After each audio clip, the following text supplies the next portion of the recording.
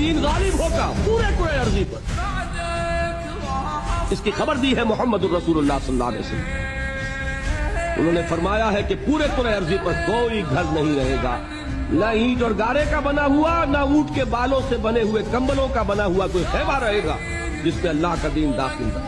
یہ کام تو ہو کر رہے گا، صرف یہ ہے کہ ہم اس میں سے سعادت کا حصہ پاتے ہیں یا نہیں۔